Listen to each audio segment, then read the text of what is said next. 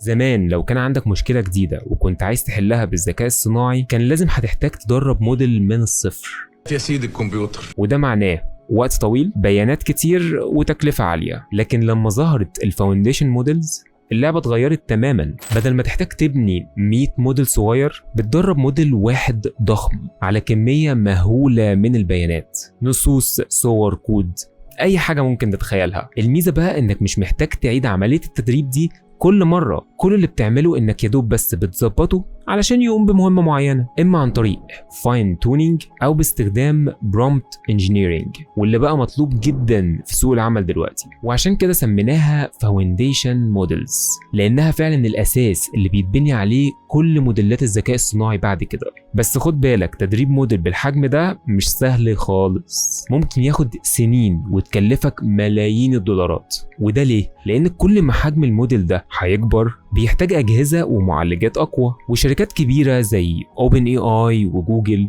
مش بتنزل أحدث نسخ من البيانات دي لكل الناس، هو بس بيتيحولك بشكل مجاني شوية نسخ قديمة وبيحتفظوا بأحدث النسخ لنفسهم، وده اللي بنسميه الاحتكار بشكل بحت. مثلا ما تقدرش تنزل أحدث نسخة بيعتمد عليها شات جي بي تي وهي شات جي بي تي 5، لأن OpenAI هتوفره لك بس من خلال المنصة بتاعتهم، وطبعا لازم تدفع. سوديني والماني ما هتسابه والاخ مش معانا برضه. طيب ايه اللي بيخلي حاجه زي الفاونديشن موديلز مختلفه؟ الفرق الحقيقي انها بتفهم المعنى والسياق مش بس الكلمات. خليني اوضح لك ده في مثال بسيط جدا. تخيل ان عندك 2 موديل، واحد قديم يعني متدرب بطرق الماشين ليرنينج القديمه، وموديل اخر هو فاونديشن موديل. طلبت من الاثنين انهم يرسموا صورتين، قطه بتلعب مع فار ونفس الصوره بس بدل القطه خليها كلب.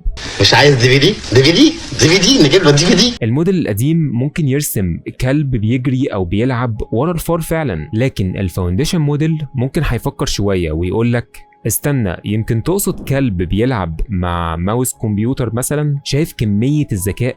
هو هنا فهم المعنى، ربط بين الكلمات والسياق بتاع الجملة علشان يستنتج المعنى الحقيقي. طيب ازاي الفاونديشن موديل ده بقى بيتعلم؟ لان انت لسه من شوية قايل موديل قديم بيتعلم بالطريقة القديمة وفاونديشن موديل بيتعلم بالطريقة الجديدة. زمان كنا بنستخدم طريقة اسمها supervised learning، يعني بندي للموديل بيانات جاهزة وكل حاجة من البيانات دي معمولة عليها ليبل او بنسميها موسومة. يعني صورة قطة بنكتب عليها قطة، ولو صورة كلب بنكتب عليها ده كلب.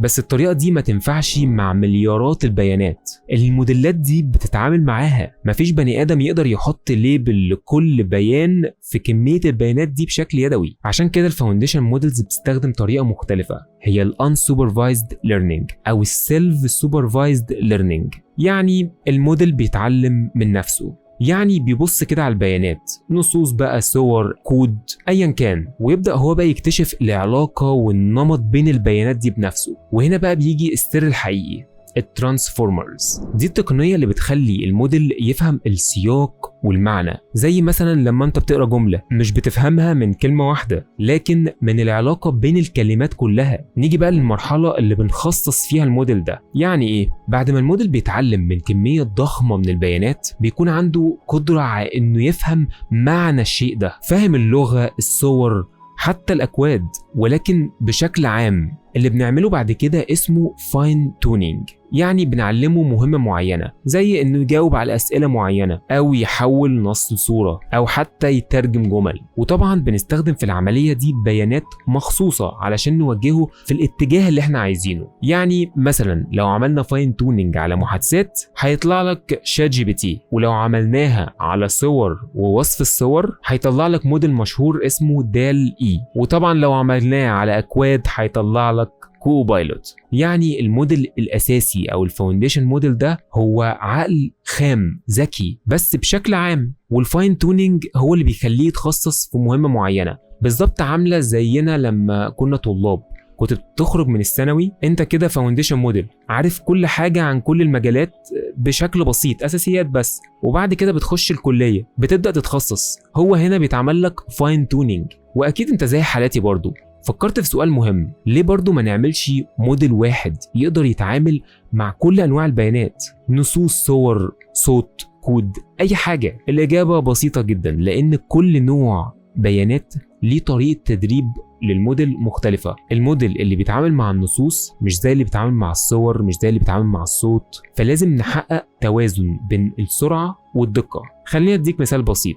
GPT-3 اتدرب على نصوص، فهو ممتاز جدا لو هتستخدمه مثلا في محادثات او يترجم لك مقالات. ودال-E زي ما قلنا هو اتدرب على صور، فبالتالي هيبقى ممتاز جدا ان هو ينتج لك صور بناء على شويه نصوص هتديها له او هتديله وصف للصوره دي. لكن بعض الشركات فعلا قدرت تدمج القدرات دي مع بعض ويطلع لك موديل بيقدر يفهم كذا نوع مختلف من البيانات في آن واحد، زي GPT-4 او جيميناي. بس ده على حساب حاجه، ان الدمج ده بيخلي الموديل بطيء وتكلفه تشغيله عاليه جدا، لانه محتاج اجهزه قويه كفايه انها تخليه يشتغل. وطبعا احنا بنتكلم على GPUs مش CPU، ودول غاليين جدا. وطبعا لو قدروا يوصلوا لمرحله زي دي ان الموديل يقدر يفهم كل انواع البيانات زي الانسان، يبقى فعلا وصلنا لحاجه اسمها AGI او الذكاء الصناعي العام، نظام بيقدر بيفكر ويبدع زي الانسان بالظبط. وده مش خيال علمي، ده اللي بيحصل فعلا دلوقتي. ولحد هنا اقدر اقول لك ان انا وانت كده فهمنا يعني ايه فاونديشن موديل، احنا اللي دروسنا اللباري جوه الشباري، وازاي قدرت تغير في الطريقه اللي بنبني بيها موديلات الذكاء الصناعي. وفي الحلقات الجايه من سلسله تعلم الذكاء الصناعي هندخل شويه بقى في الجزء العملي، ازاي نبني موديل زي ده بنفسنا، ونتعلم كمان الفاين تونينج والبرومبت انجينيرنج عشان تقدر تتحكم في الموديل وتخليه يقوم بوظيفه معينه. وطبعا الجزء المفضل عندنا كلنا وهو الكود. واستنوني في الحكايه اللي جايه على كودكس لاين، والسلام عليكم.